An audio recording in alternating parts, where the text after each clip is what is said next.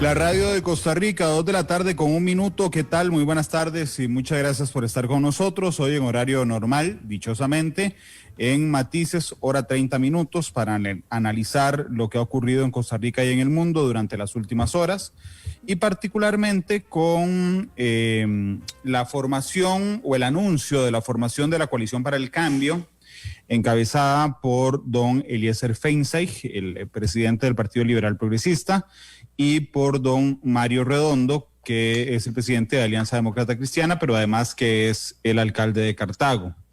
Hoy le pedí a ambos que estuvieran conmigo. Don Mario tiene un compromiso de sus labores, él no puede hablar de política electoral en el horario de la alcaldía. Don Eliezer sí me aceptó la invitación muy amable, que le diré don Eli de ahora en adelante para comodidad mía.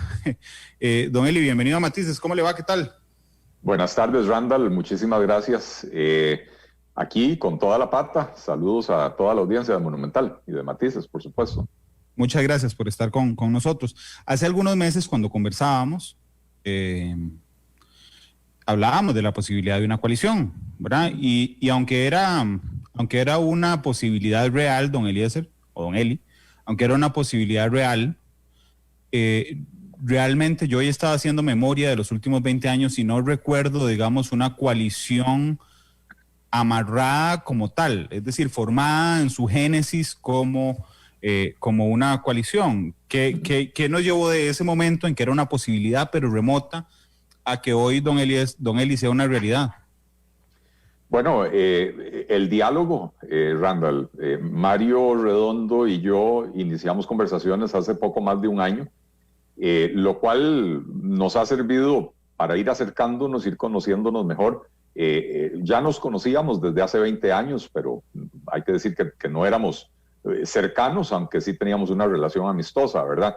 Nos permitió ir conociéndonos, ir derribando mitos, ¿verdad? Las ideas que a veces uno lee, que se publican en redes sociales, de que la gente tiene, de que Mario es tal cosa o Eli es tal otra, ¿verdad? Y entonces cada uno de nosotros pudo ir, digamos, eliminando esos posibles temores que podía tener.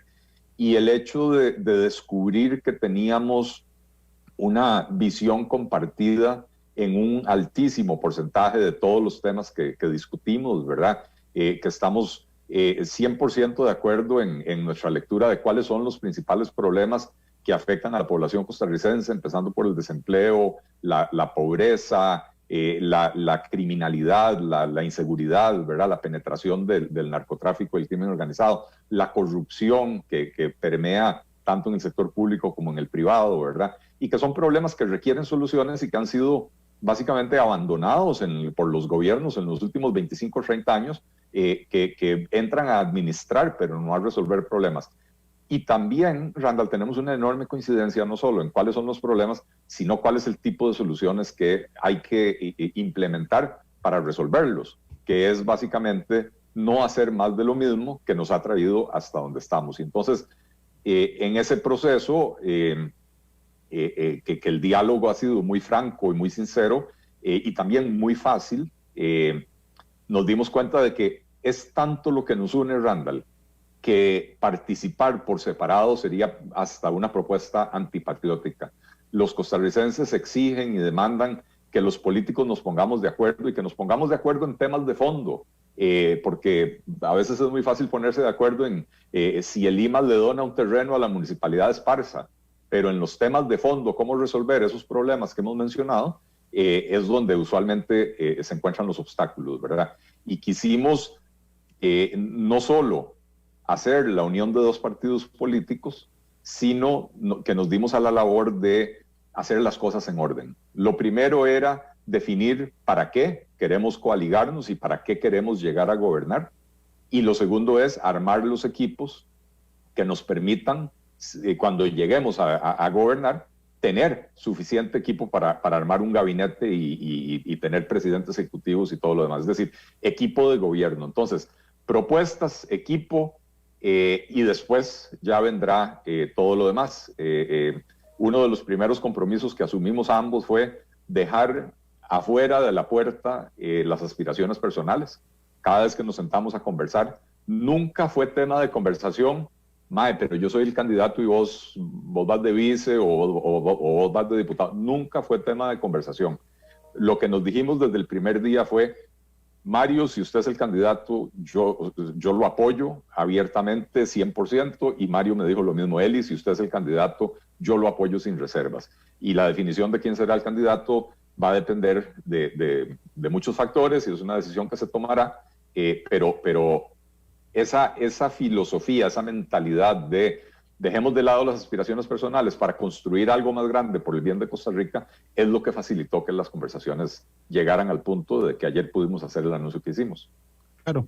Don Eli, vamos a ver, en temas electorales, cuando uno piensa, digamos, en temas electorales, hay como dos ámbitos, y yo creo que los dos son importantes, aunque a uno le guste más uno que otro. Uno es la estrategia, o sea, es decir, el decir, bueno, tenemos posibilidades reales, si los dos nos lanzamos, nos anulamos, hay que ver el ambiente, de quiénes son los rivales, ok, eso es un tema de estrategia electoral, ¿okay? Y es importante, aunque haya gente que no le guste y que solo quiera hablar de fondo, pero eso es importante porque es lo que hace viable la segunda parte, que es la parte programática. Entonces, permítame dividir este arranque en dos. Hablemos primero de la parte de la estrategia. ¿Ok? Efectivamente, era tanto lo que los unía que podrían haberse anulado entre ustedes, lanzándose los dos a la presidencia de la República. Pero le pregunto, ¿hay algo que los impulsara en el ambiente, en la dinámica electoral propia? Es decir, no sé, el triunfo de José María Figueres, la radiografía de los 3 precandidatos del PUSC, la radiografía de los 4 del PAC, que ustedes digan, no, aquí hay que meternos. Después vemos quién es el candidato, pero hay que meternos. ¿Hay algo de ese ambiente electoral que los impulsara? Absolutamente nada. Y yo siempre he vivido mi vida al ritmo de mis propios tambores. Y eso lo llevo también como filosofía política. El hecho de que hagamos o no hagamos las cosas no depende de lo que están haciendo los demás, depende de lo que creemos correcto y lo que creemos necesario para el país y para el esfuerzo político que estamos lanzando. Un acuerdo como el que hemos alcanzado entre Alianza Demócrata Cristiana y el Partido Liberal Progresista no se logra de la noche a la mañana. José María Figueres fue electo hace 2 semanas. Un acuerdo de estos no se logra en 15 días. Vea lo que le ha costado a otras personas que decían que iban a armar una coalición y siguen sin lograrlo, ¿verdad? Y es algo que nosotros, insisto, venimos conversando desde hace un poquito más de un año. De manera que no tiene nada que ver con eso. Los tiempos son los tiempos nuestros. Nosotros tenemos que llevar este acuerdo a las asambleas nacionales de ambos partidos y para eso tenemos básicamente el mes de julio, porque a más tardar el 5 de agosto hay que inscribir la coalición. Y sí, era importante entrar en el ruedo político, en el ruedo electoral, que la gente sepa que existe esta opción. Pero Randall, un equipo como el que nosotros anunciamos anoche, un equipo de verdadero lujo, no se arma de la noche a la mañana. Esto nos tomó meses y meses de conversar con gente, de invitarla, de sentarnos en mesas, de empezar a trabajar propuestas para poder conformar equipos de esta categoría, ¿verdad? Y esto refleja que lo que hemos venido haciendo es un trabajo, un proceso serio desde hace mucho tiempo y no hay decisiones tomadas al calor del momento o del escenario actual. Claro, entiendo lo que me explica, don Eli, pero digo, también supongo que valorarán la oportunidad de incidir efectivamente en las elecciones nacionales, ¿verdad? Porque para eso es. Sí, porque yo le entiendo claramente lo del equipo y ahorita hablamos de eso porque me parece que es una de las fortalezas de la coalición. Pero supongo que también dijeron, bueno, ¿será viable? O sea, ¿será viable podemos ir a agarrarnos a primera división en serio en este tema? Le compro lo de Figueres porque efectivamente ganó hace 15 días, pero digamos, ustedes sí tenían mapeados cualquiera de Liberación que ganara, eran estos, cualquiera del PUS que gane son ellos 3, cualquiera de los 4 que ganen del PAC son ellos 4, como para determinar, suave, es que no hay una opción, ¿ok? Que desde lo programático ¿ok? Pero a través de la estrategia nos permita ser protagonistas reales de las elecciones nacionales. Más o menos a eso me refería con la pregunta de si han pensado si en este ambiente, en este ecosistema electoral, tienen una verdadera oportunidad, don Eli. Sí, no, por supuesto que eso sí.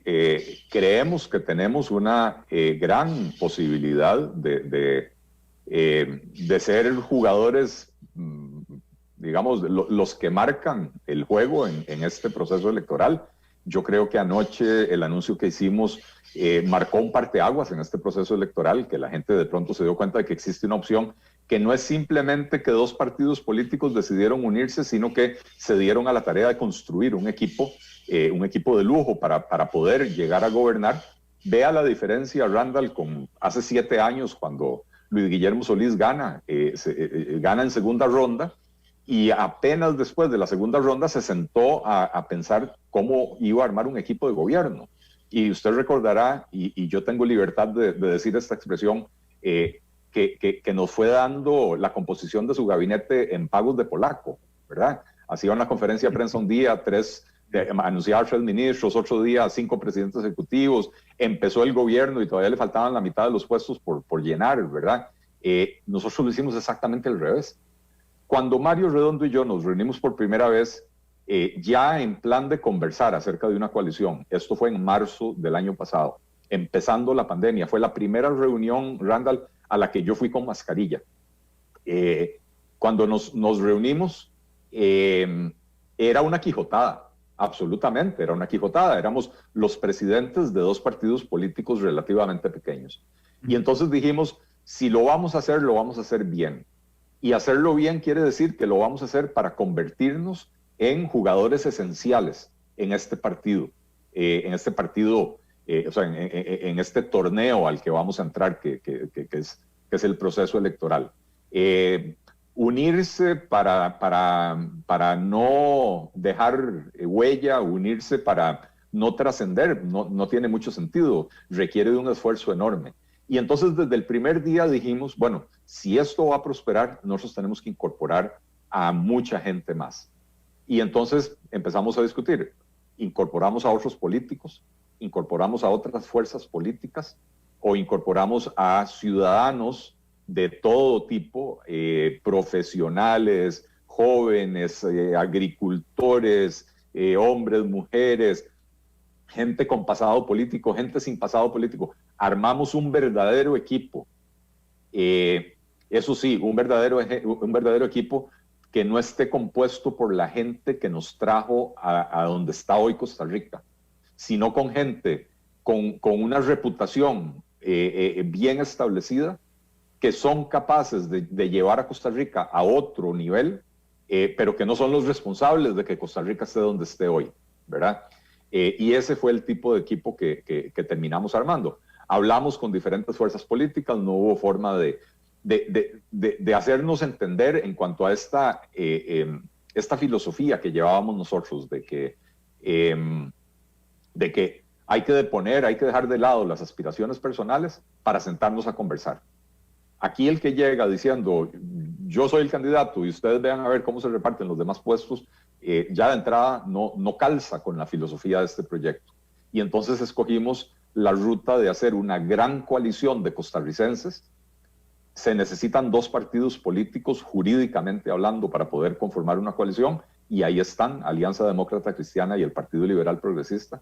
Pero lo que dijimos fue, vamos a hacer una verdadera selección nacional, que es lo que quisimos presentar anoche, y yo creo que efectivamente esto nos pone en el mapa, irrumpimos en el escenario político para que la gente entienda que esto va en serio y es una verdadera opción para gobernar. Don Eli, no le voy a preguntar a cuáles fuerzas políticas se acercaron, y se lo adelanto para la otra pregunta que le voy a hacer, sabiendo que no le voy a preguntar cuáles son. Si encontraron este panorama en otras fuerzas políticas, de bueno, sí, pero ¿quién es el candidato? Sí, pero yo soy el candidato. Sí, pero ese ambiente electorero, digamos, histórico. Sí, la respuesta es sí, y no hay que calificarla más. En efecto, A ver, hubo personas o representantes de partidos con los que conversamos y que abiertamente dijeron, gracias por tomarme en cuenta, pero no me interesa entrar en una coalición. Perfectamente válido.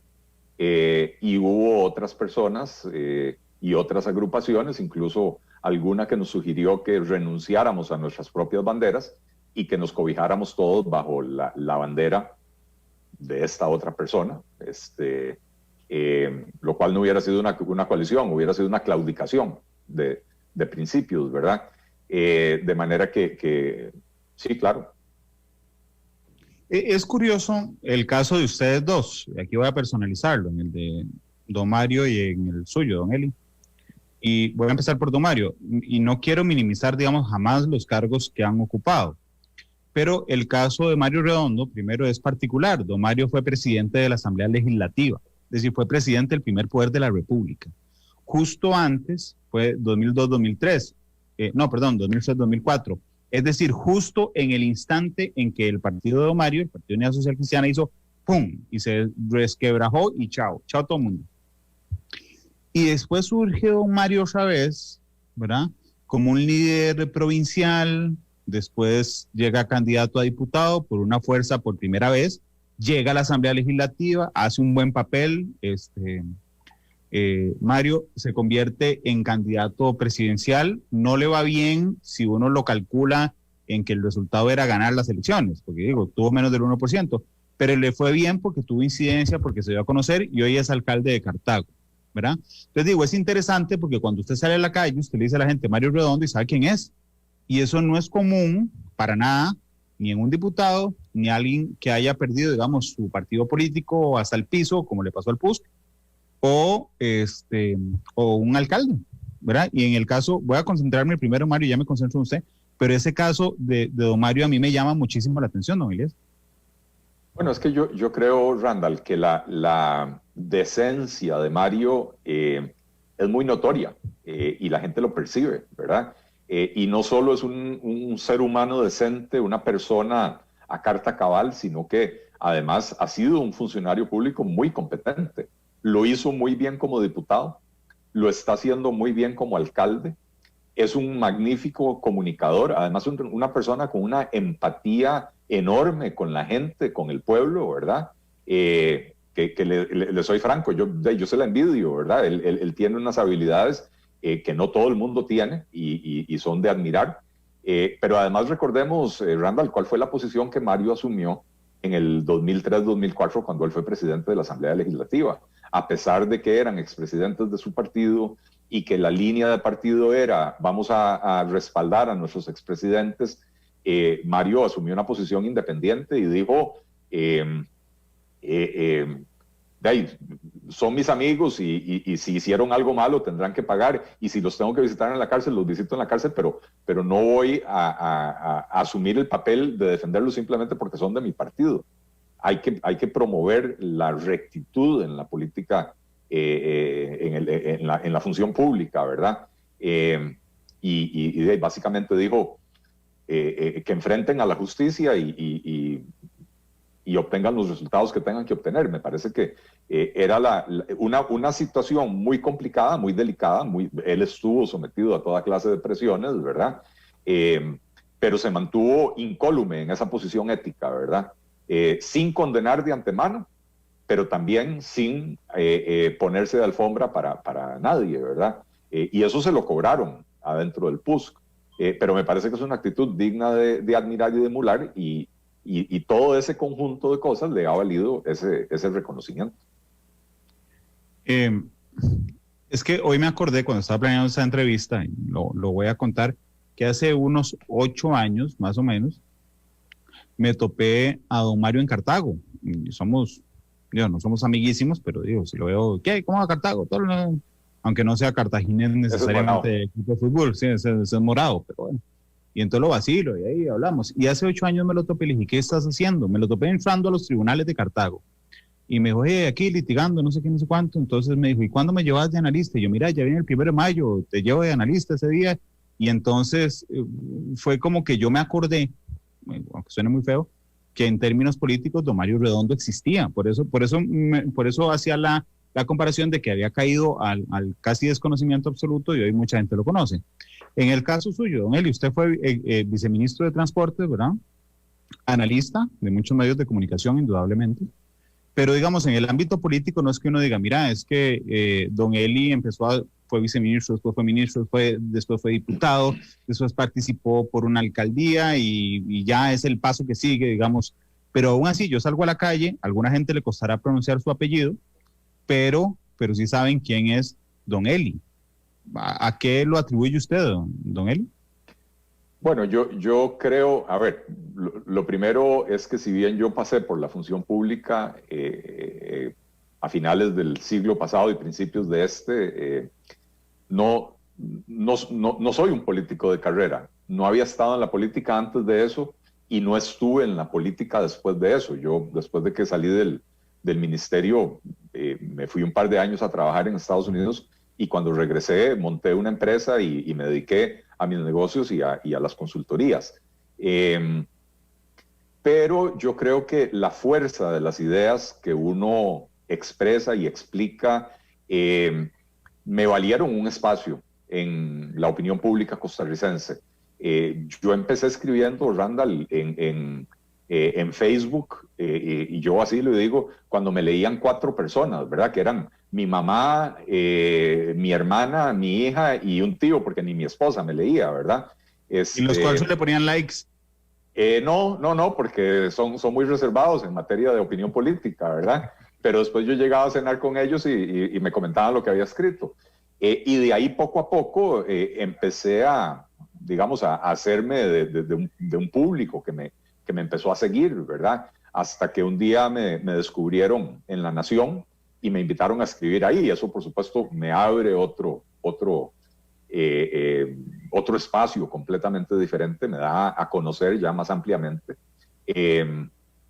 Incluso gente que me decía, yo lo recuerdo a usted cuando usted fue viceministro, pero me sorprende que de la noche a la mañana, y modestia aparte, que de la noche a la mañana usted escriba y escriba también. Sí, es que el éxito cuando se percibe de la noche a la mañana conlleva 10 años de que yo estuve escribiendo artículos que bajo mis estándares de calidad. A mí no me importaba que eso no iba a ser publicado en un periódico. Yo lo que estaba haciendo era descargando mi conciencia.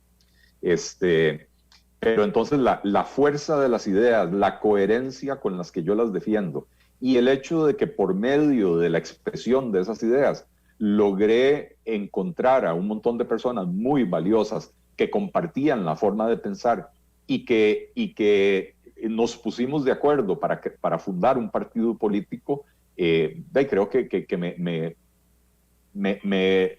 me hizo ganar un espacio ahí en el imaginario costarricense, ¿verdad? Y tal vez por eso la gente me conoce. Yo, a veces uno ve las encuestas y uno se pregunta qué tanto lo conocen a uno, pero ciertamente en los círculos de opinión sí. Sí, de hecho, la gente sí es grosera a veces, ¿verdad? Y habla por hablar. Aquí le voy a decir, vea, aquí nos dice Andrei Pineda, que yo le pregunto a usted que qué atribuye a que la gente lo conozca, y entonces le pone una respuesta ficticia. Usted dice, pues a mi participación siempre presente en Matices. Y me parece tan grosero porque Matices tiene 8 años. Y a menos de que yo esté mal, esta es la segunda vez que está don Eli aquí, en 8 años. La tercera, Randall. Bebe, imagínate. La primera que usted me invitó, yo era un literal desconocido. Y no me acuerdo por qué escribí algún artículo sobre algún tema, uno de mis primeros artículos en La Nación, que llamó mucho la atención y usted me llamó y me dijo, te quiero que me venga a hablar de eso. Fue como analista. Como analista. Y la segunda sí fue el año pasado, ya más en un rol político, ¿verdad? Para hablar del partido. Para hablar del partido, así es. Y aquí dicen, bueno, y es que doña Amelia le hace campaña desde hace 2 años. Yo no sé, porque el programa no es mío y tengo que confesar que casi nunca escucho nuestra voz porque es la hora de reunión de la sala de redacción. Sí. Digo, pero yo no sé por qué alguien cree que usted tiene un trato no solo conmigo, sino con medios que lo hacemos famoso, don Eli. A ver, cuando uno aparece en diferentes medios, hay gente que entiende que es porque uno viene como analista a aportar cosas interesantes. Y yo creo que esa es la razón. Y si usted me permite mencionar a la competencia, esa es la razón por la cual a mí me invitan como analista, constantemente me invitan. Es más, tengo que decir que en Monumental es donde menos me invitan, ¿verdad? Pero constantemente me invitan en CR Hoy, en 89.1, ocasionalmente en Colombia, La Nación, no solo que me permitía escribir una columna, sino que me invitaba a foros, etcétera. Doña Amelia también me ha invitado en varias ocasiones cuando hay algún tema que ella sabe que yo domino. Y estoy seguro que ella aprecia que cuando yo participo no es para decir perogrulladas, sino que yo llego a hacer un aporte, que muchas veces puede ser polémico, pero es un aporte original, es un aporte interesante. Cuando yo llego al programa de ella, como a cualquier otro programa, es porque me preparé y sé de lo que estoy hablando y le presento un análisis muchas veces distinto de lo que es normal escuchar, ¿verdad? Claro. De ahí a que me estén haciendo campaña, gracias, pero no es cierto. 2:27 de la tarde, gracias por estar con nosotros. Don Eli, vamos a lo programático. Le dije que lo partiéramos en dos, esta primera parte, la estrategia, ya la pasamos, y lo otro es lo programático. Le quiero preguntar, ¿usted tiene la impresión de que Mario Redondo es conservador? Él se define como tal. Yo creo, para mí hay dos tipos de conservador. Conservador, entendiendo la persona que lleva un estilo de vida ordenado, conservador, qué sé yo, casado con la misma mujer, 27 años y esto y lo otro, y ¿cómo se llama? Que no anda en fiestas y en el jet set y la avioneta set y todo ese tipo de carambadas, que tiene sus valores, los vive y los practica, pero entiende que son sus valores y no se los anda tratando de imponer a nadie más. Y después están los conservadores de discurso, que son los que nos quieren imponer a todos los demás su forma de pensar, su visión de mundo, ¿verdad? Yo creo que Mario es de los primeros. Yo creo que Mario es una persona ordenada, respetuosa, lleva una vida sosegada, pero no es de los que nos andan predicando y diciéndonos, usted tiene que ser así, usted tiene que ser así, ¿verdad? Y me parece que sí, en algún sentido él es conservador. A mí, yo recuerdo una vez un conocido que me invitó a tomar un café y me decía, usted es curioso, me dice, porque usted es liberal progresista, está a favor de algunas causas que los conservadores no están a favor. Y sin embargo, usted es la persona más conservadora que yo conozco. Digo yo, ¿a qué se refiere? Y me dice, bueno, mi esposa y yo acabamos de cumplir, permítame hacer el cálculo, 27 años de casados. Cuidado. Hace 2 semanas, 27 años de casados. Tenemos 2 hijas, y me decía él, a usted no se le conocen escándalos de faldas, no se le conocen enredos financieros, o sea, usted no anda en carambadas raras y qué sé yo, vive una vida muy tradicional.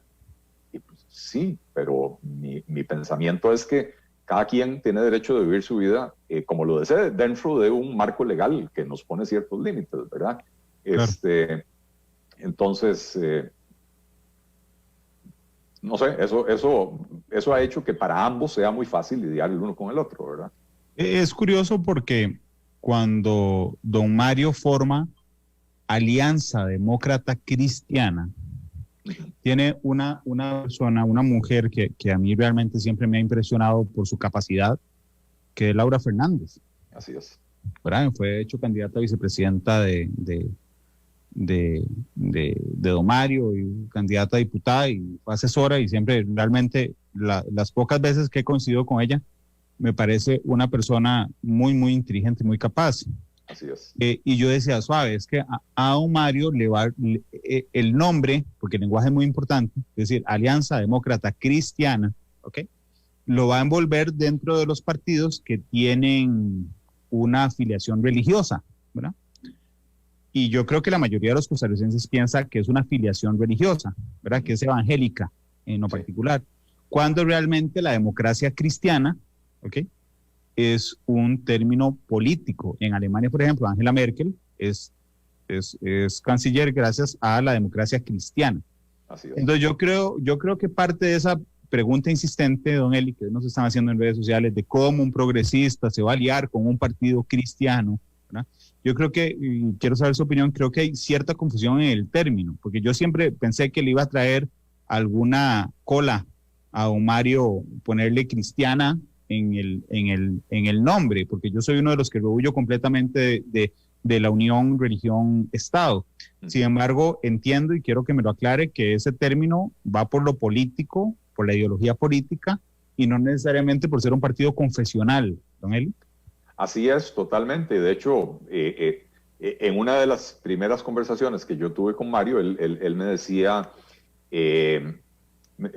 cuando yo fundé este partido, jamás se me ocurrió que iba a fundar un partido confesional o un partido evangélico o un partido religioso de ninguna naturaleza. La democracia cristiana es una filosofía política muy parecida al social cristianismo, ¿verdad? Que son filosofías políticas que basan su política social en la doctrina social de la Iglesia, ¿verdad? De hecho, en Alemania, que tienen un sistema federal, y en realidad en Alemania no es que existe un partido social cristiano de Alemania, existe el Partido Social Cristiano de X región y el Partido Demócrata Cristiano de otra región, y a veces cuando usted ve los reportes de los analistas, ponen CDU-CSU, ¿verdad? Que es Christian Democratic no sé qué y Social Christian no sé qué, ¿verdad? Participan a nivel nacional como que si fueran una sola fuerza, pero son partidos estatales, digamos, en cada estado hay uno. Entonces, Angela Merkel efectivamente proviene de la democracia cristiana como filosofía política. Y lo que me decía Mario es, mira, yo estuve toda la vida en la Unidad Social Cristiana y yo me considero social cristiano. Y entonces, cuando fundé un partido, quise que la manzana no cayera tan lejos del árbol, ¿verdad? Entonces, pensé que el nombre demócrata cristiano remitía a esa escuela de pensamiento político, como usted bien lo ha dicho, Randall. De manera que sí, esa es la visión de Mario. Usted mencionaba a Laura Fernández. Me imagino que iba por el lado de recalcar que Laura es católica. Mario es cristiano. No tenía idea. Realmente no tenía idea que Laura era católica. Pero efectivamente, y yo coincido con su análisis, Laura es una persona súper valiosa, súper capaz, súper inteligente. Podría decir que es la mano derecha de Mario y lo ha sido durante años, ¿verdad? En la Asamblea Legislativa, ahora en la alcaldía. Y Laura es una mujer católica, ¿verdad? Entonces, creo que eso demuestra que no es un partido confesional, es un partido como cualquier otro. Eso es como que la gente dijera que el Partido Liberal Progresista es un partido judío porque yo soy judío. Claro. Lamento comunicar que el 99.9% de los miembros del Partido Liberal Progresista no son judíos, ¿verdad? Así que sí, es un partido que sigue una filosofía política afín, digamos, al social cristianismo, que es la democracia cristiana. Claro, que de hecho es como decir que el Partido Unidad Social Cristiana es un partido religioso. Sería lo mismo. ¿Verdad? Claro, que de hecho aquí uno puede encontrar, don Eli, el denominador común, digamos, respecto a filosofía política del liberal progresista y de Alianza Demócrata Cristiana, porque la filosofía social cristiana, ¿verdad?, lo que plantea, a diferencia, digamos, de la socialdemocracia, es que el Estado es chiquitico y que el Estado solo entra a jugar, es que se me olvidó la palabra técnica que se usa, pero que el Estado solo entra a jugar cuando las distorsiones en términos económicos, por ejemplo, del mercado, o cuando la dinámica de mercado genera distorsiones, entonces el Estado entra para intentar igualarlas. En la socialdemocracia es al revés, el Estado está presente, digamos, como un vigilante permanente de esa dinámica de mercado, ¿verdad? Y en esa participación apenas, digamos, tangencial del Estado en la dinámica de las libertades personales y de la libertad económica de la gente, es donde el liberalismo, me parece a mí, y el social cristianismo se parecen desde la filosofía política y particularmente la económica, don Eli. Si es no, dígame que no. Yo creo que hay suficiente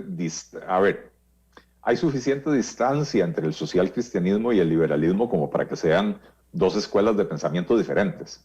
Pero ciertamente el social cristianismo es más abierto a la participación del mercado, a la participación de la empresa privada, a lo que usted decía, ¿verdad? El Estado como una especie de vigilante, árbitro, pero que no necesariamente se mete directamente. Sí, patea. En la socialdemocracia es como el entrenador que se metió a la mejenga.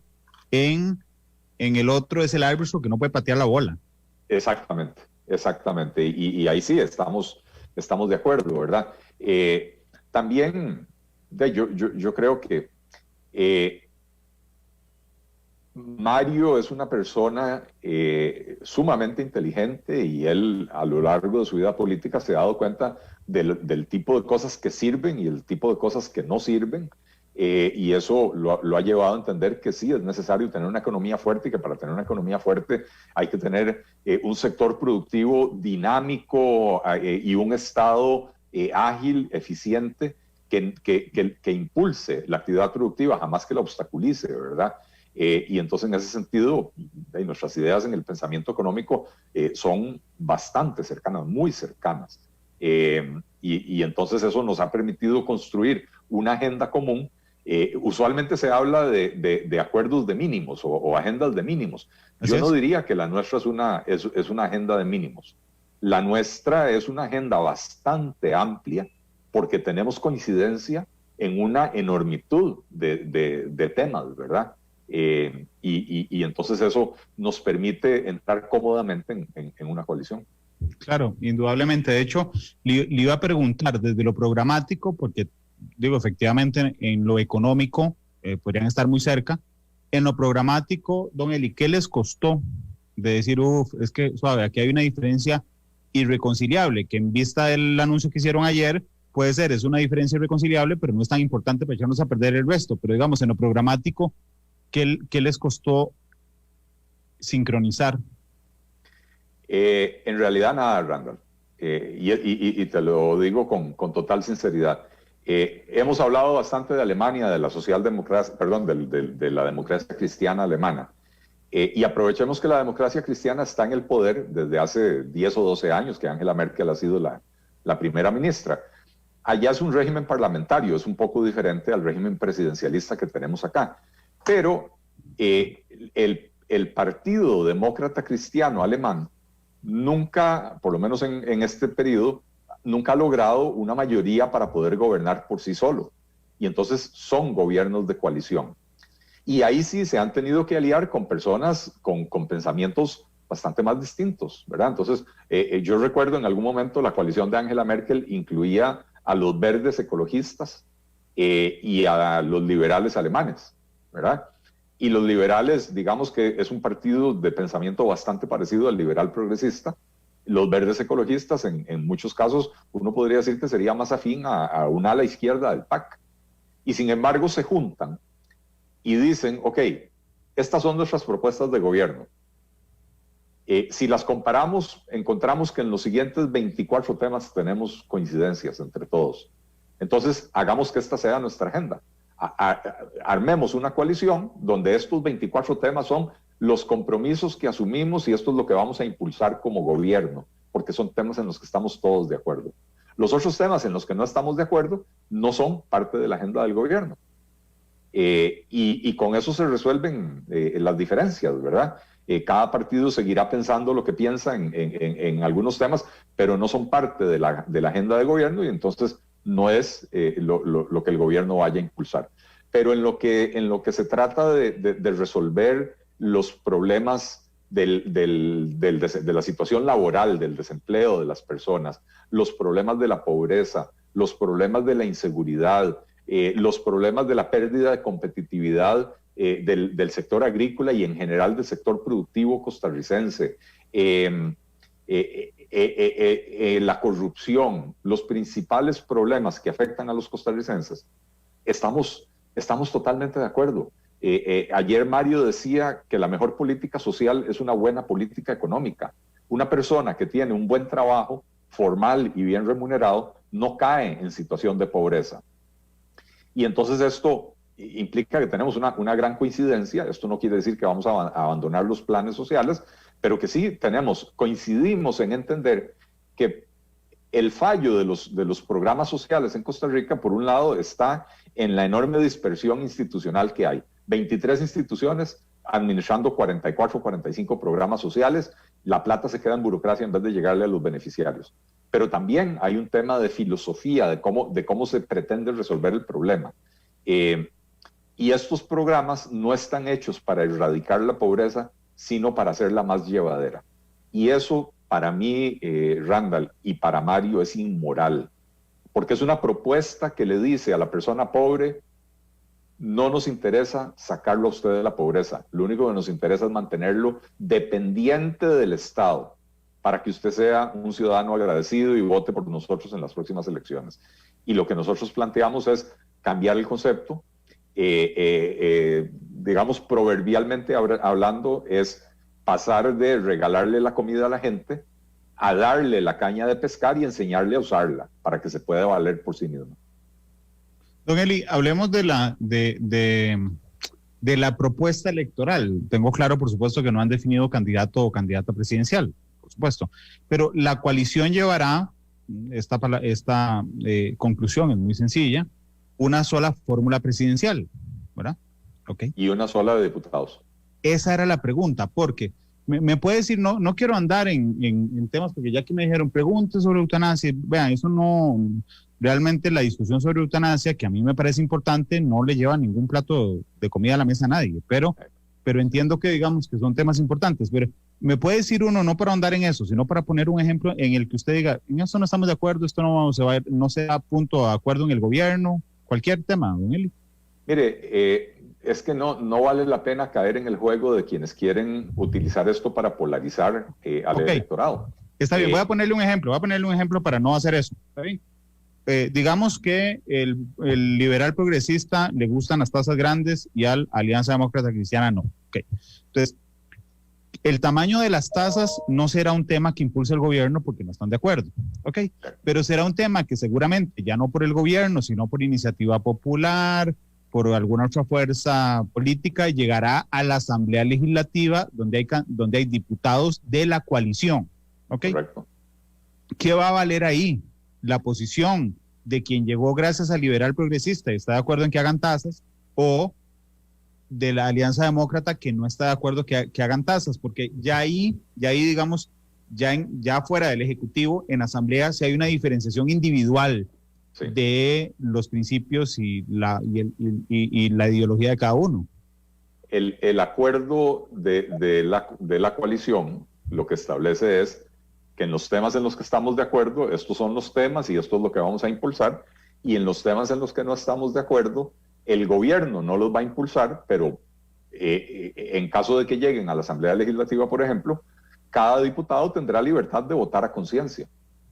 No puede haber línea de partido cuando se trata de un tema donde a la hora de conformar la organización se decidió, bueno, ese es un tema en el que no estamos de acuerdo.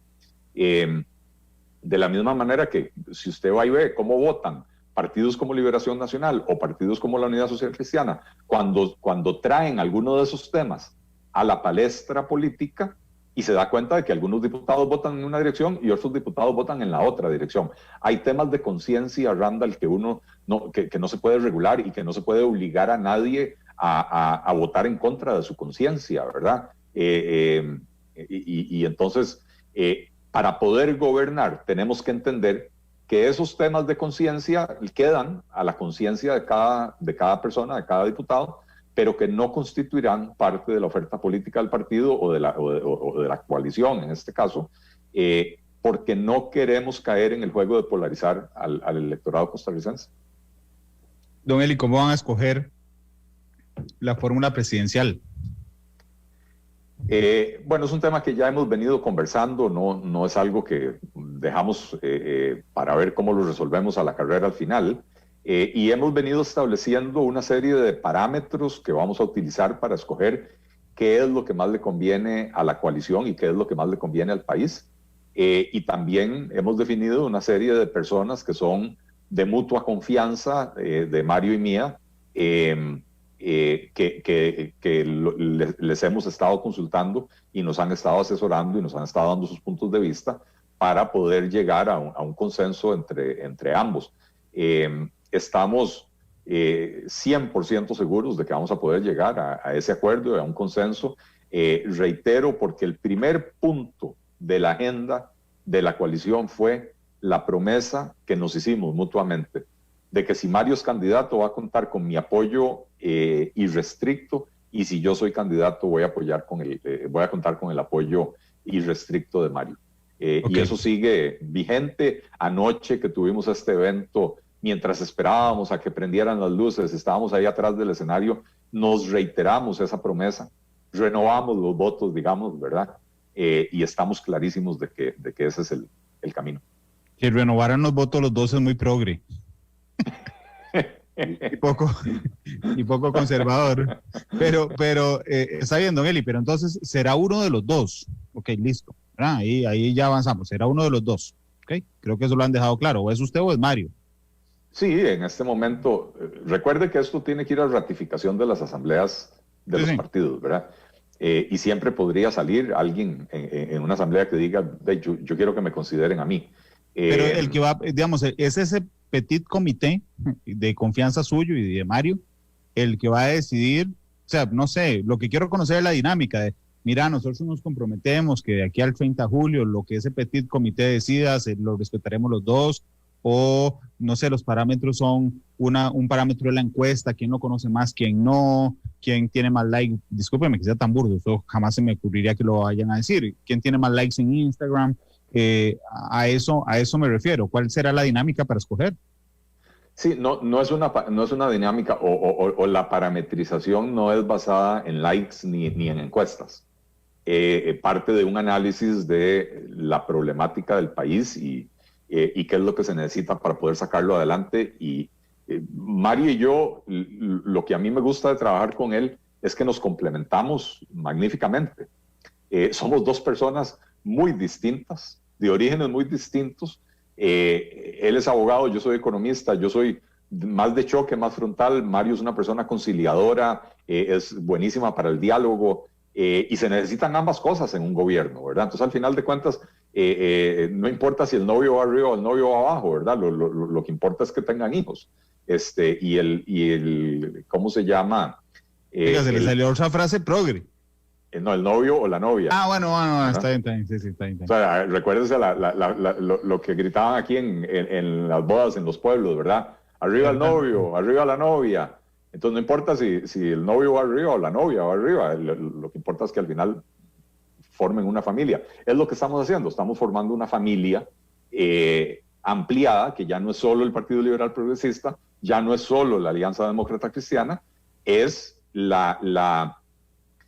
una gran alianza de costarricenses que están dispuestos a arrollarse las mangas, personas que ya llegaron a la conclusión de que este país está tan cerca de una crisis seria, de una catástrofe que puede ser económica o puede ser social por la polarización, que si no hacen algo, va a quedar la solución en manos de quienes nos trajeron hasta este punto. Y por lo tanto hemos creado lo que anunciamos anoche. Yo reitero, ¿verdad? La calidad del equipo que nosotros anunciamos anoche, y el anuncio que hicimos es un anuncio parcial, no es la totalidad del equipo de trabajo, pero bueno, tampoco podíamos hacer un evento de 7 horas, primero porque la gente se aburre y segundo por las restricciones sanitarias, ¿verdad? Que no se puede hacer un evento de más de 2 horas, etcétera, ¿verdad? Entonces...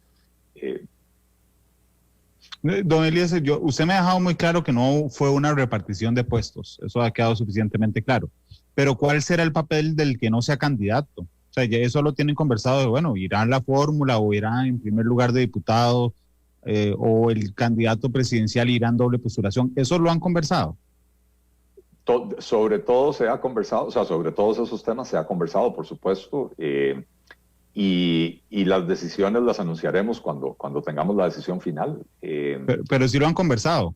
Por supuesto que sí, pero no es lo mismo que yo sea candidato y qué función va a jugar Mario, a que si Mario es candidato y qué función voy a jugar yo, porque somos personas completamente diferentes, ¿verdad? Se lo pongo así de sencillo, si Mario fuera el candidato presidencial, probablemente en mí recaería la conducción de la política económica. Si yo fuera el candidato presidencial, probablemente en Mario recaería el Ministerio de la Presidencia, la relación con la Asamblea Legislativa, la relación con los sectores, porque somos personas muy distintas y entonces jugaríamos papeles diferentes. Claro. Son las 2:52 p.m. Aquí me han preguntado insistentemente que le pregunte a don Eli sobre propuestas de fondo. Yo los estoy leyendo, pero ¿saben por qué no le he preguntado sobre propuestas de fondo? Y le voy a preguntar un par. ¿Por qué no quiero basar en eso la entrevista? Porque se lo preguntaría al candidato presidencial, igual que le he preguntado a todos los otros candidatos presidenciales, porque quiero que en el momento en que escojan, si es don Eli, pues le preguntaré y vendré y le diré, a ver, su plan de gobierno, cuál es su propuesta, y si es don Mario, pues se lo preguntaría a don Mario. Digamos que no me pareciera el momento oportuno, excepto por un par de preguntas que voy a hacer ahora. Hablemos del equipo, don Eli, porque realmente a mí, se lo digo sin ningún problema, me llamó mucho la atención la formación del equipo. Hay gente a la que yo respeto y admiro, como Laura, que le dije ahora, pero hay muchos más que yo dije, opa, mira, qué buen equipo, digamos. Realmente hay gente con mucha trayectoria, hay gente de diversas opiniones políticas que están integrados al equipo. ¿Cómo hicieron para formarlo y sobre todo para que les aceptaran en este instante que son parte del equipo, lo que podría quemarlos, digamos, si me permite el término, para otras fuerzas políticas? Don Eli. Bueno, yo creo, Randall, que la seriedad de la propuesta, el hecho, la apertura que mostramos ambos de invitar a personas que no pertenecen a ninguno de los partidos políticos, el hecho de que en la negociación para eventualmente conformar papeletas para diputados, estuvimos claros que hay que dejar espacios que no pertenezcan ni a un partido ni al otro, para que estas personas de altísimo nivel también puedan aspirar a una diputación, ¿verdad? Y entonces hemos hablado con las personas, han entendido que llevamos una propuesta seria, han entendido que el país también necesita alternativas serias, bien planteadas, y les ha gustado el hecho de que lo estamos construyendo de las bases para arriba, en el sentido de que primero nos sentamos a definir el qué y el para qué, ¿verdad? ¿Para qué queremos llegar al gobierno? Y segundo, entonces, ¿con quién vamos a gobernar? ¿Con qué equipos? ¿Y cuáles son las propuestas que vamos a llevar, ¿verdad? Ya tenemos clara cuál es la línea de pensamiento, cuál es el tipo de soluciones que queremos plantear. Un Estado ágil y eficiente, la reducción de costos de la producción, la reducción del costo de la vida, la simplificación tributaria, la reducción de impuestos, la simplificación de trámites, la simplificación del aparato estatal, ¿verdad? Tenemos esas líneas claras, las teníamos desde el puro principio, y cuando empezamos a hablar con las personas y les dijimos, bueno, vamos en esta línea, y por supuesto que todos los que los que se vieron anoche y otros más, y otros que vendrán más adelante, que por diferentes motivos no los hemos podido anunciar todavía, aceptaron seguir esa línea porque vieron la seriedad de lo que estábamos proponiendo y vieron que aquí se está construyendo, insisto, una alternativa seria. Don Eli, ¿usted vio que los denunciaron ante el Tribunal de Elecciones? No sabía que me podían denunciar ante un lugar que oficialmente todavía no nos conoce, porque la coalición todavía no está inscrita. Sí, le voy a contar, porque nos acabamos de enterar nosotros también. Dice el licenciado Héctor Fernández, director general, Registro Electoral y Financiamiento de Partidos Políticos, es una denuncia que hace el partido Nueva Generación. Y dice, se denuncia que proyecto de coalición política para participar a nivel nacional en 2022 se denomina coalición con antelación ante los medios de comunicación sin serlo. Y además utilizan los colores de la divisa del partido Nueva Generación en redes sociales y medios de comunicación, creando así una confusión general en los electores. Entendiendo que lo estoy agarrando de improviso, porque yo tampoco sabía que esto había pasado, de arranque, ¿qué le parece, don Eli? Sin pelos en la lengua. Como siempre, así es usted, ¿no? Un intento por figurar de alguien que está completamente desaparecido de la atención de los medios de comunicación y se da cuenta que nosotros estamos creando olas y quiere montarse en una de esas olas. El Partido Nueva Generación tiene una bandera blanca con unas letras y unos símbolos anaranjados y azules o celestes. Nuestra bandera es roja, anaranjada y azul, ¿verdad? El logo es anaranjado y azul. No son los mismos tonos del anaranjado y azul. Nos cuidamos bastante de eso. Pero si usted agarra la papeleta electoral de las elecciones pasadas, de alcaldías, por ejemplo, de cualquier cantón, y se va a encontrar 3 o 4 banderas en cada cantón con variaciones del tema de anaranjado y azul, anaranjado y blanco, y no es ilegal, no es ilegal. Pero bueno, si ya nos denunciaron, presentaremos, para empezar en este momento, no tenemos que presentar ninguna defensa porque la coalición como tal no ha sido inscrita. Y entonces probablemente el tribunal dirá, no sé de qué me está hablando porque ante nosotros no han inscrito, ¿verdad? Pero cuando uno inscribe un partido político, sí es un requisito legal que se describa la bandera y se describa y se diga cuáles son los tonos de los colores que se están usando para prevenir que otros partidos usen los mismos tonos, ¿verdad?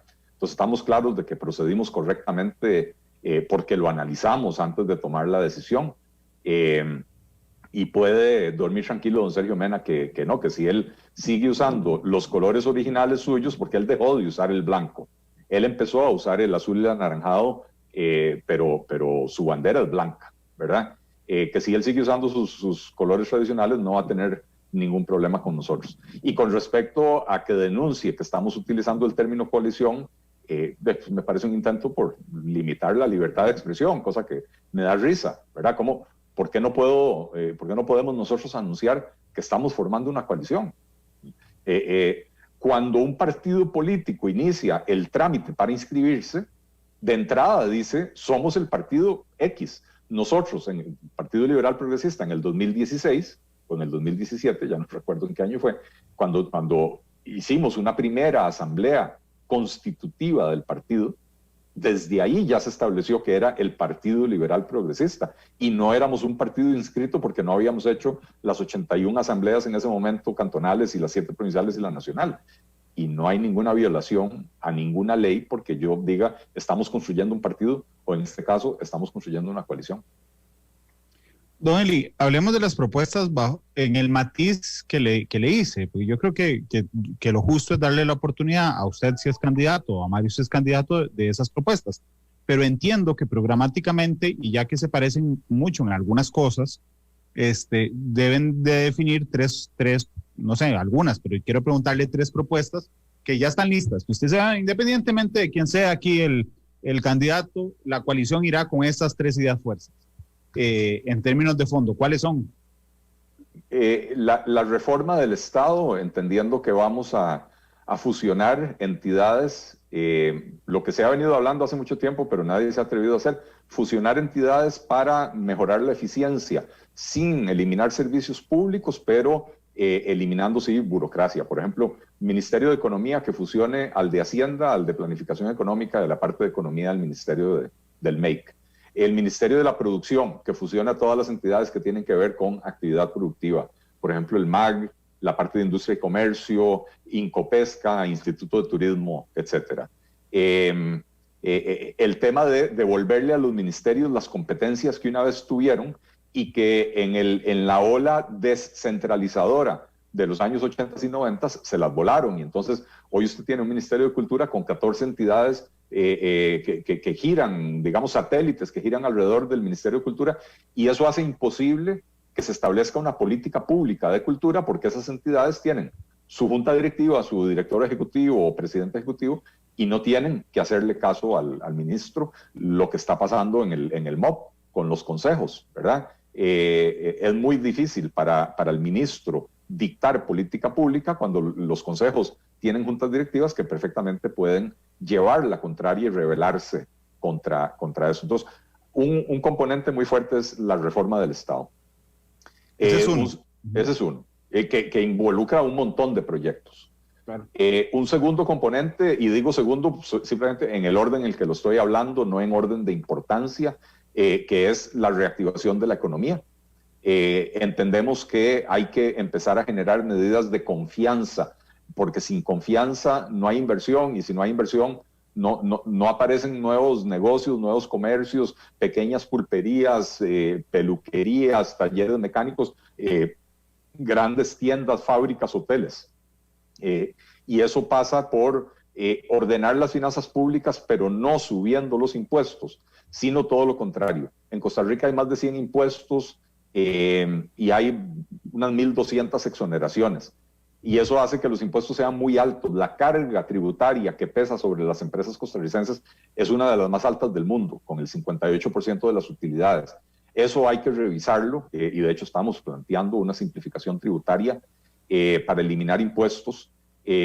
Ojo, eliminar impuestos, cuando usted tiene 100 impuestos, Randall, pero 4 de ellos representan casi el 90% de lo que se recauda, quiere decir que tiene otros 100 que prácticamente no recaudan nada. Entonces, son reformas que no le abrirían un hueco más grande a las finanzas públicas, y por el contrario, mandan la señal positiva de que el país se está convirtiendo en un entorno de bajos impuestos, y eso genera que se dé un círculo virtuoso en la economía. Y lo tercero, Randall, es un combate sin tregua contra la corrupción y la impunidad. Entendiendo que uno no puede salir a decir vamos a poner penas de cárcel más fuertes, porque el problema es que ni siquiera llegan a la cárcel, ¿verdad? El problema es que la auditoría interna de la IA hace una investigación para ver quién se jaló la torta de la facturación, de la sobrefacturación que hizo la IA todo el año pasado durante la pandemia, y al final de cuentas dice, no encontramos quién es el responsable, pero no importa, porque le hicimos unas recomendaciones a la administración para que eso no vuelva a pasar. No, perdón, ¿cómo que no encontramos quién es el responsable? ¿Quién es el responsable de que la Caja haya tomado la decisión, por ejemplo, de anular el contrato que tenía con un centro de llamadas para asumirlo ellos con un costo 50 veces más alto? ¿Quién es el responsable de que la Caja haya comprado un edificio, $4,5 millones, y no lo pueden usar, a pesar de que se les había advertido que ese edificio no se le podía brindar el servicio de internet que necesitaba, y lo compraron $4,5 millones, el edificio parqueado hace más de un año, y ahora van a tener que invertir $8,5 millones para poder llevar el internet? ¿Quiénes son los responsables de eso? Hay que encontrarlo. ¿Quién es el responsable de las mascarillas que se compraron y nunca llegaron, de los respiradores que se compraron y nunca llegaron? Entonces, esto pasa por hacer cambios, uno de los cuales, se lo comento, las auditorías internas de las instituciones son, iba a decir un saludo a la bandera, pero es peor que eso, Randall. No sirven para nada. No sirven para nada. Que lo diga la del CONAVI. Y la de la Caja, y la de la IA, y la del MEP, se les paga salarios de más a las personas y después nunca se pueden recuperar, etc.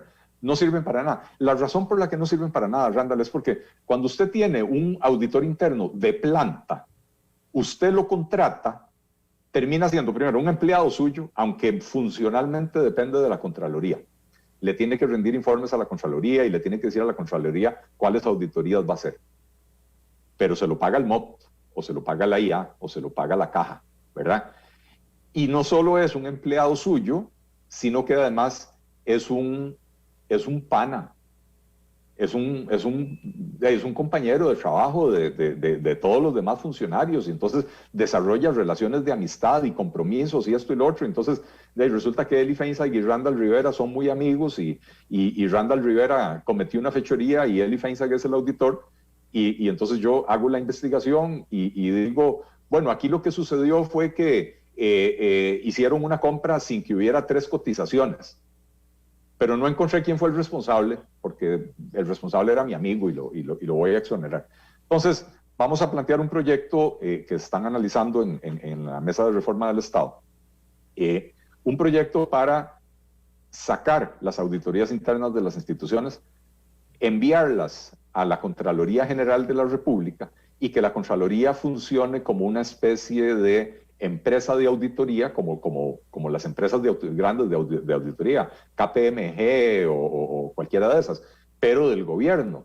Entonces, no hay que contratar más gente, no hay que aumentar el gasto, no nada, simplemente los recursos se trasladan a la Contraloría, y la Contraloría desarrolla un programa agresivo de auditorías externas,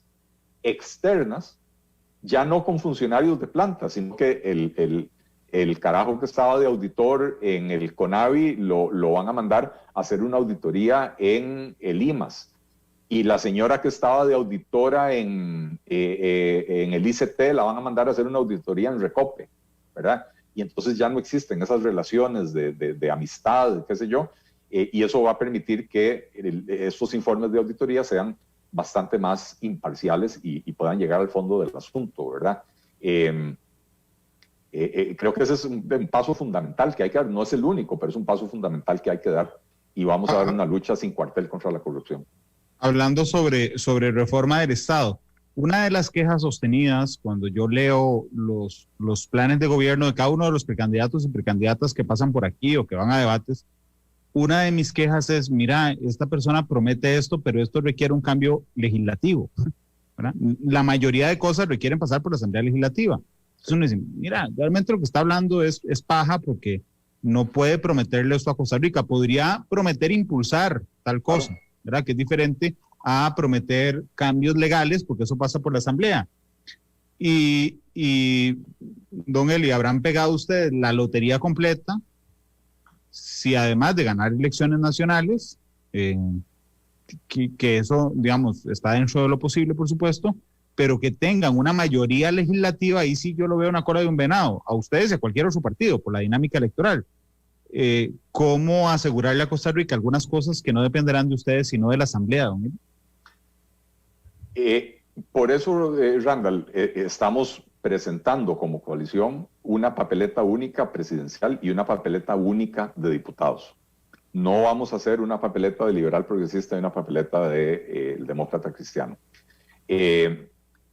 Y le estamos pidiendo, le vamos a pedir a la gente que nos respalde, no solo para la presidencia, sino también para la Asamblea Legislativa, para poder lograr la mayor cantidad de diputados.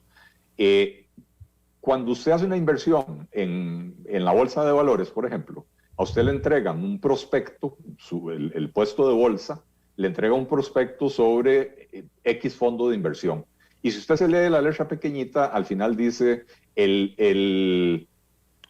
¿cuál es la palabra? El performance pasado, el rendimiento pasado, que siempre le presentan a uno, le dicen, en los últimos 5 años este fondo ha ganado 24% anual. Entonces le dicen, el performance del pasado no es indicativo del performance del futuro, ¿verdad? El hecho de que en las últimas elecciones haya quedado muy fragmentada la Asamblea Legislativa es reflejo de que la gente no encontraba una opción que aglutine a todos los costarricenses y que donde los costarricenses se puedan sentir cómodos y de apoyarla mayoritariamente. Eso precisamente es lo que se busca con una coalición, ¿verdad? Es dar la señal al costarricense de que escuchamos el clamor de que los políticos nos tenemos que poner de acuerdo, pero que además los políticos por sí solos no somos suficientes. Muchas veces los políticos son parte del problema más que de la solución, ¿verdad? Y por eso es que nos hemos preocupado de conformar un equipo de lujo, una selección nacional de las mentes más brillantes de la gente, y no está completo el equipo. no está completo, todavía sigue abierto y todavía estamos contratando, por decirlo de una manera, ¿verdad? Para hacer la analogía con el fútbol, todavía no se ha cerrado la ventana de fichajes, ¿verdad? Hay muchísima gente que le puede aportar muchísimo al país y que estaríamos muy contentos de recibirlos en el partido. Pero sí el compromiso absoluto de que vamos a promover algunas de esas cosas. Y ojo, algunos de esos proyectos van a ser difíciles. Pero si yo le digo a usted, Randall, el Ministerio de Economía, vamos a fusionar Hacienda con planificación y con la parte de economía. ¿Cuántas personas cree usted que se van a oponer radicalmente a eso? No son instituciones de esas que los costarricenses aman y defienden. Nadie se va a tirar a la calle por defender la autonomía del Ministerio de Hacienda, ¿verdad? Y es una reforma que permitiría agilizar la conducción de la política económica, aparte del ahorro de recursos, permitiría agilizar la conducción de la política económica. Vea lo que pasa en este gobierno. ¿Usted se acuerda quién es la coordinadora del equipo económico? Doña Pilar Garrido. Porque tiene como 8 o 9 meses de desaparecida, ¿verdad? Que ya no se volvió a saber nada de ella. ¿Y usted se acuerda cuándo fue la última vez que ella salió a dar la cara? No creo que con un proyecto sobre regionalización económica, si no me falla la memoria. Fue cuando, bueno, que yo recuerde cuando ella anunció que el gobierno estaba considerando eliminar la regulación del precio del arroz. Y ella anuncia eso un lunes o martes, y el domingo de esa misma semana se reúnen en el MAG el ministro de Agricultura, la ministra del MEIC, con el sector arrocero, y firman un acuerdo donde el gobierno se compromete no solo a mantener la regulación del precio del arroz, sino a revisar el mecanismo para ver si se lo mejoran a los arroceros.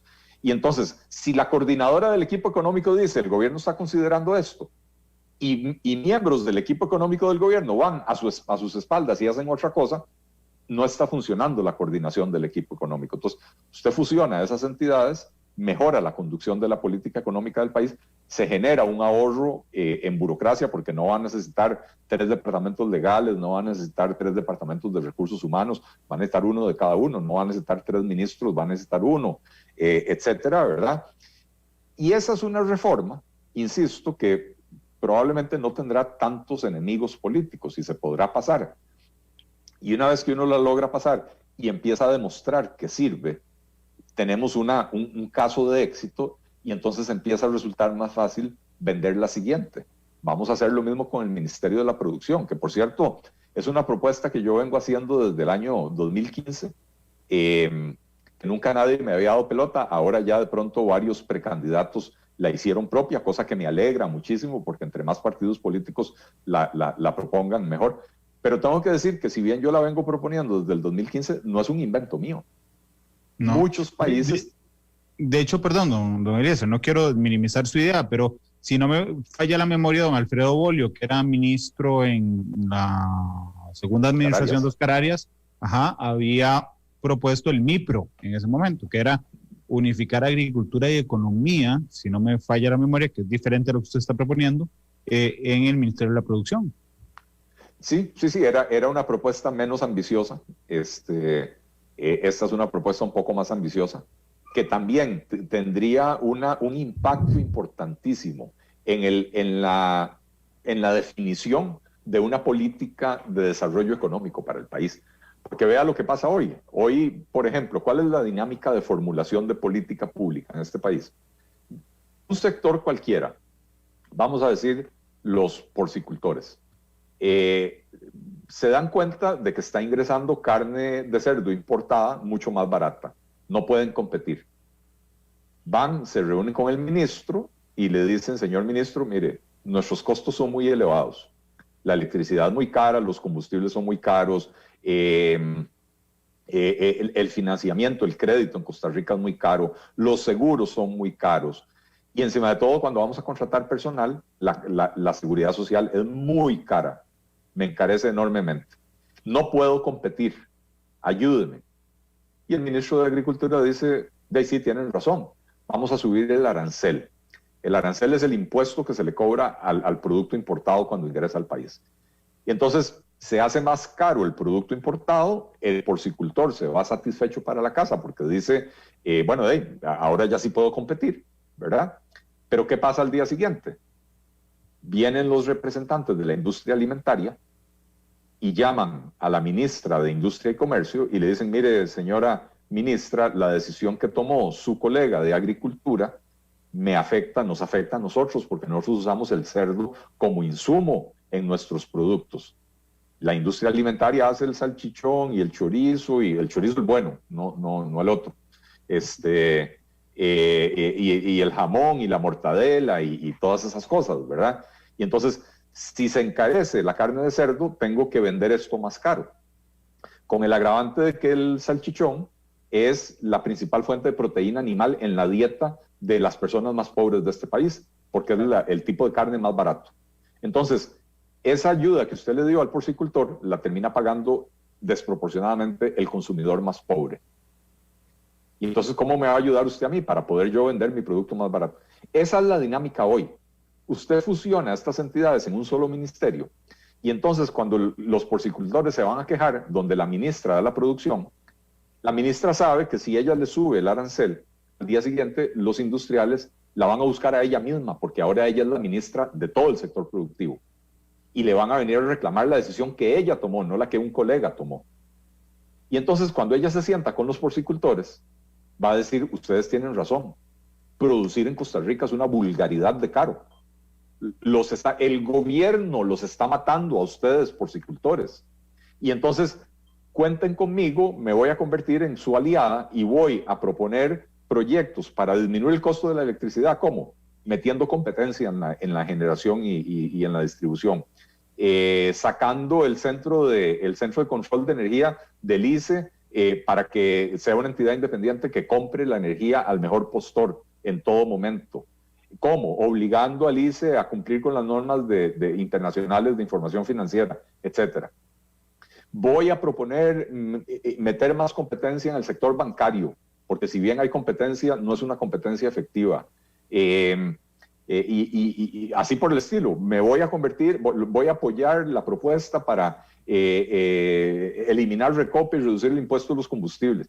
Y entonces resolvemos el problema de fondo. El arancel no resolvió ningún problema de fondo. El arancel encubrió el problema que tenía el porcicultor, pero no se lo resolvió. Y cuando usted fusiona estas entidades, lo que va a tener es una política pública mucho más coherente y mucho más efectiva, y se va a empezar a notar la diferencia. Y entonces, si logramos el primer cambio, los demás vienen como un dominó.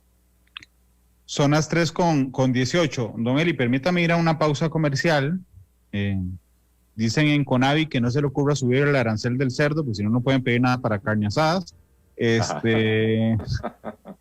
Son las 3:19, vamos a la pausa, regresamos. Me quedan dos preguntas para don Eli. Una sobre reforma al Estado y otra, la canción con la que quiere cerrar el programa. Así es que son las 3:19, vamos a la pausa y volvemos. De Costa Rica, 3:24, gracias por estar con nosotros. Don Eliezer Feinstein me acompaña esta tarde. Don Eli, yo le dije que me quedan dos preguntas. Hay una sobre reforma del Estado, que se la voy a argumentar. Yo siempre he visto, y voy a confesarlo aquí, cuando un candidato presidencial o candidata va en doble postulación, yo siempre lo he visto un poco feo, porque yo digo, mira, ya sabe que va a perder, entonces va a doble postulación, porque va a estar en los debates presidenciales, pero quiere ser diputado o diputada. Pero realmente en los últimos años, cuando he conocido otras realidades políticas como Alemania o como Colombia, ¿verdad? Realmente cambié de opinión, porque me da la impresión de que desplazar la discusión política a la Asamblea Legislativa es un acierto, en el sentido de que, por ejemplo, si usted es el candidato y usted pierde y queda como segunda fuerza con el 46% de la gente, y usted no queda diputado, se apaga el chip y chao, don Eli, hasta dentro de 4 años, ¿verdad? Y yo creo que los precandidatos que logren pasar, digamos, cierto nivel, deberían estar presentes en la discusión política, entiéndase la Asamblea Legislativa.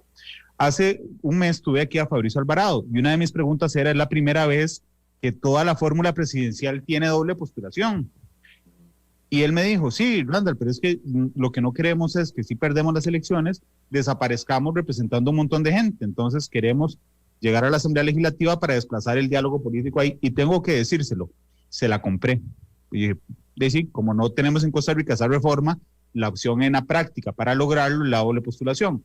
¿Cómo ve eso, don Eli? Porque realmente es cierto, los candidatos presidenciales pueden sacar el 35% en las elecciones, que si perdieron, chao, y los veo en sus 4 años, porque al día siguiente no son nadie, o lo peor, sí son alguien, pero la discusión política se da en ambientes privados.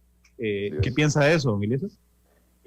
Yo, Randall, al igual que usted, hace unos años pensaba que qué feo eso de la doble postulación, pero analizando, y es que en Costa Rica tenemos una situación, y es que mantenemos un régimen presidencialista que está diseñado para un bipartidismo, tal vez un tripartidismo, donde hay 3 partidos ahí que se alternan, ¿verdad? Ya con el multipartidismo, un régimen presidencialista no aguanta. Y entonces este tipo de cosas son cosas que corresponden más a un sistema parlamentario o semiparlamentario. Si ningún partido político logra mayorías, ¿verdad? Entonces es necesario negociar, es necesario armar coaliciones. Algunas coaliciones son de coyuntura, otras coaliciones son más permanentes.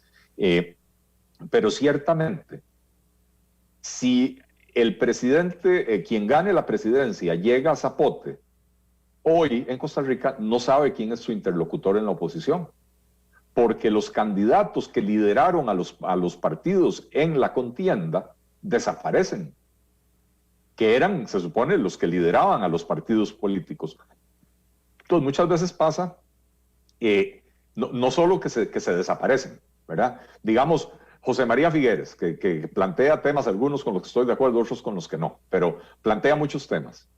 No gana las elecciones, se desaparece otros 4 años, ¿verdad? Pero no solo eso, la fracción que en alguna medida le debe la vida a él, porque si llegan 15 a diputados es porque tenía un candidato más o menos fuerte, ¿verdad? La fracción se queda sin ese líder, sin ese dirigente. Entonces, el presidente de la República pasa meses tratando de determinar quién es el que lidera esa fracción, con quién me siento a negociar. Me siento a negociar con el Balcón Verde, me siento a negociar con la Finca La Lucha, o me siento a negociar con algunos de los diputados que están ahí en la oposición, ¿verdad? Entonces tiene varias aristas. La primera es que si uno se la cree tanto para lanzarse de presidente y defender una serie de propuestas que considera importantes para el país, deberían de ser lo suficientemente importantes para que uno las defienda sin importar en cuál escenario las está defendiendo, ya sea en Zapote o en Cuesta de Moras. Pero segundo, facilitaría la democracia, facilitaría el diálogo, porque al haber líderes claros de oposición que asumen el rol en la Asamblea Legislativa, sería mucho más fácil llevar adelante esa conversación y, como decía usted, sin tener que sacarla a ámbitos privados donde las cosas son menos transparentes, ¿verdad? Eso me lleva a una pregunta de golazo. Y es, si es candidato, o Mario, si es candidato, irán por doble postulación, porque si no sería contradictorio a todo lo que me ha dicho. Son preguntas que están abiertas, yo le acabo de contestar con mi posición personal, pero estamos armando una coalición, ¿verdad? Son preguntas que están abiertas ¿cómo se llama? Al final de cuentas dependerá, uno, de que haya un acuerdo entre las partes, y dos, de que quien sea electo candidato quiera asumir ese doble papel. ¿Cómo se llama? Pero yo no lo veo mal, al contrario, yo creo que es una necesidad para la democracia costarricense que todos los candidatos presidenciales lleven la doble postulación para que por lo menos lleguen a la Asamblea Legislativa a defender lo que defendieron en la campaña e insisto, a convertirse en líderes claramente establecidos de la oposición para facilitar la negociación. Pero eso se anunciará de parte de la coalición cuando se anuncie quién es el candidato y qué puesto o puestos va a ocupar. ¿Con cuál canción se va a despedir? Randall, Don't Stop Me Now, de Queen. La vez pasada también le pedí una canción de Queen, pero es que son himnos, y son himnos para los que crecimos escuchando música en la década de los 70s y los 80s. Don't Stop Me Now. Nadie nos va a parar tampoco. Le confieso que esta y Under Pressure son mis favoritas de Queen, solo que la otra es con David Bowie, por supuesto, pero Don't Stop Me Now es una canción bellísima. Don Eli, muchas gracias. A vos las gracias, Randall. Muchísimas gracias por la invitación, el espacio, y a tus órdenes en cualquier momento, como analista o como político. Gracias, me avisa para seguirle haciendo campaña, según algunos facebookeros de... Queen despide Matices a las 7 hoy, la tercera emisión de Noticia Monumental. Hasta luego y feliz martes.